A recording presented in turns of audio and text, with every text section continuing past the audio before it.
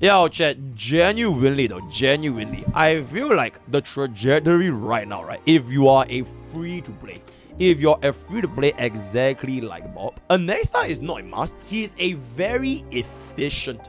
He's a very efficient DPS. For like a low price of like Anaxa 99, he will get the job done for you. Alright, and I think that is like his biggest selling point. Because like if you want to say like strength for strength, right? He is not gonna go up against a vertically invested Casterus, a vertically invested Finon, right? It's not really gonna compare, but like literally cost for cost, the amount of strategies you are getting, the amount of value you are getting out of like your investment for this guy, right? Bro, I think he is second to none, bro. He is second, like he really is just that efficient. For at least, I would say, A-Pokke and MOC. I feel like pure vision, you probably can see play if you kind of slam on your D her up. But that is kind of behind the main point, right? So, I think this guy is really, really nice. Okay, so, with my personal opinion, thinking that I feel like as the HSR guy, Anaxa is like the most efficient DPS, right? Should I get Cerydra for Leo, bro? You get what I'm saying? Should I get Cerydra for level? Because I feel like what is gonna happen is that if we do get Cerydra, right, it's gonna be a little bit of a tight situation. It'll be quite tight because after Cerydra comes out, okay, wait, check out our pool. We have roughly 200 over pools. Alright, how much pools do we have right now?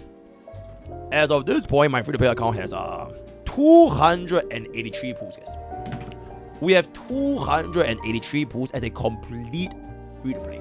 After I wasted my pools for E2 casters, right? Which I didn't even activate, right? So I still have 283 pools on my free to play account. But that being said, right? Here's the thing, right? Cerydra is coming in a position which is gonna simultaneously coincide with Evernight Dunhing, and I'm guessing after Evernight Dunhing, it is going to be Cyrene. And I think Cyrene is like her, right? She is like the face of Honkai. She's literally like the face of Honkai. So even like before anyone even knows what Cyrene does, I think her kid is just gonna be that absolutely fucking insane that you kind of just I just really think that Cyrene is gonna be the version. It is the big boy. Like you say, Kazu is the main character, Final is the main character. Like, oh no, I think Cyrene is the final main character of Amphorius. So by the time she comes out, I really wanna not even just E0. But if she's gonna be like a support, right? If Cyrene is gonna be support, I want to secure at least E1. At least E1 for Cyrene is just gonna be like, right? Like bare minimum. If she doesn't need the E1, then great. I save it for the version 4 DPS units. Because the reality of the situation is, right? We started our Bob journey almost 1 year ago, guys. It's been almost 1 year, right? We're in August now. We started this in the start of the year, right? And as our progression for Bob is doing very well, right? We have secured 3 out of every single income. Then that is not where the whole power creep thing and the HB invasion is the issue, because nobody really faced the issue in that same version. It's like saying a player that played in version 1, after you play for like 1 year, you have problems clearing endgame, because that's not really the thing here. The thing is, after the version ends, can this account keep up into the next version? Because that is when all of your free-to-play pools will be more or less done, right? There isn't really that big of a probability of a free-to-play account having like still 100 over 200 pools every single version as you go forward. So the real test for Bob will begin in version 4. So I'm not even looking at version 3 anymore. I'm looking at how can I make this free-to-play account position itself to the point where I can still deal with all of the new mechanics, new units, power creep, new endgame, all that kind of stuff by the time version 4 rolls around. So I can't just go ahead and say, okay, I want Cerydra right now, because technically, yes, Cerydra is going to be doing very well for Final, right? Cerydra is probably going to be doing very well for Anaxa.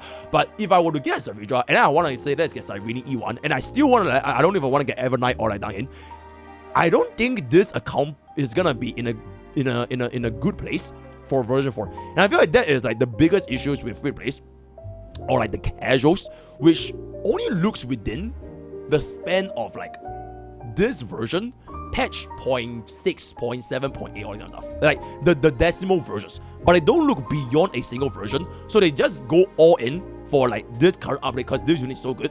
But by the time the new version rolls around, it will literally be like a whole new landscape.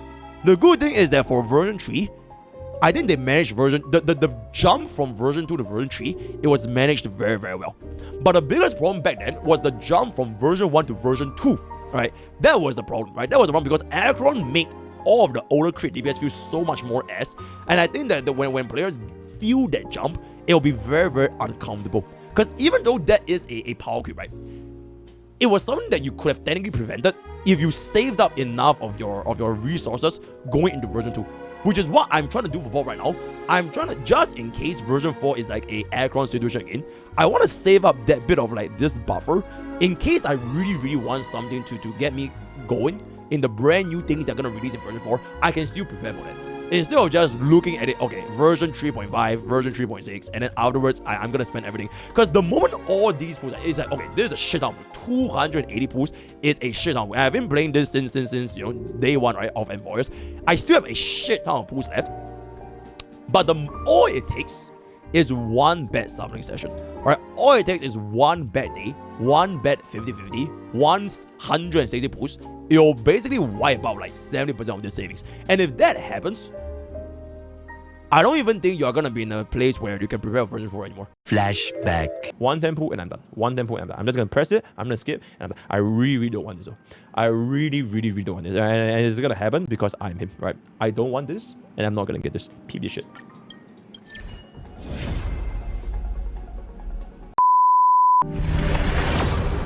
This is it. Can Bob finally be relatable?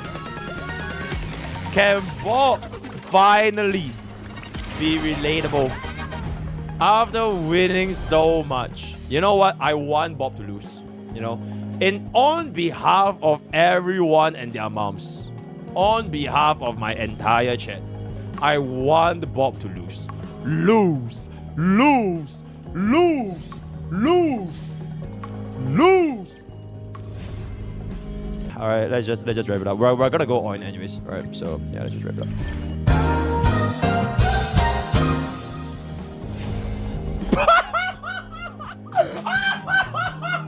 We're gonna surgically build pity, right? Because this banner, honestly, the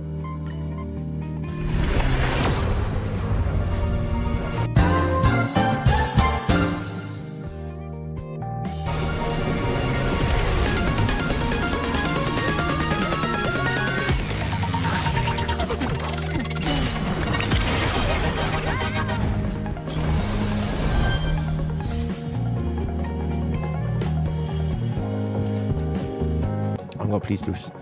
Oh my god, please lose, bro. Give me like a fucking fusion or something. Actually, a fusion would be pretty good. Oh my god, please lose.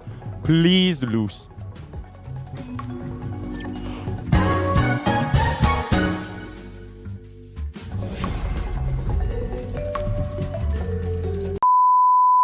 This might be... oh my god, this might be Bob's first lose, guys.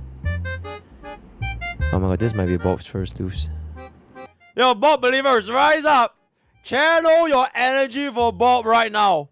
Channel your energy for Bob right now. Right now. Right now. Right now. Okay, we're gonna go in.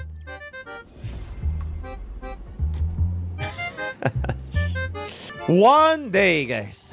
One day Bob will lose, right? One day Bob will lose. Okay, no earlies. We're just gonna have to hope for the 50-50 then. Yeah, we're gonna have to hope for the 50-50. Oh my god, chat. Oh my god, please don't let this be Bob's first heart pity. Oh my god, I'll be so upset. Dude, what did Bob do to deserve this, man? Dude, what did Bob do to deserve this? Oh my god, what did Bob do to deserve this? What did Bob do to deserve this? Oh my god, what did Bob do to deserve this? Oh my god, come on. Come on. Come on. Come on. Come on. This is soft pity. This is soft pity. What did Bob do to possibly deserve this? We're just gonna skip. We're just gonna skip. Only guy. Remembrance.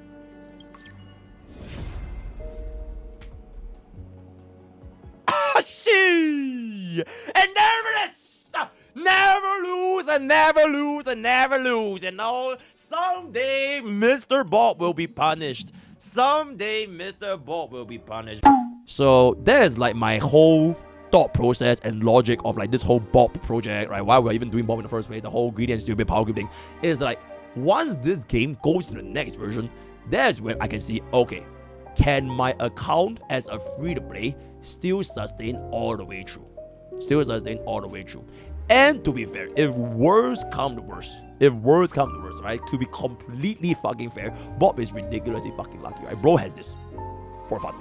Bro literally has an E2 casters for fun, right? I had to nerf Bob's luck to dump his pools into E2 casters just for the sake of making him more relatable to the average player. Because imagine if Bob didn't even get this E2 casters, he would have like, what, almost 400 pools as a free-to-play.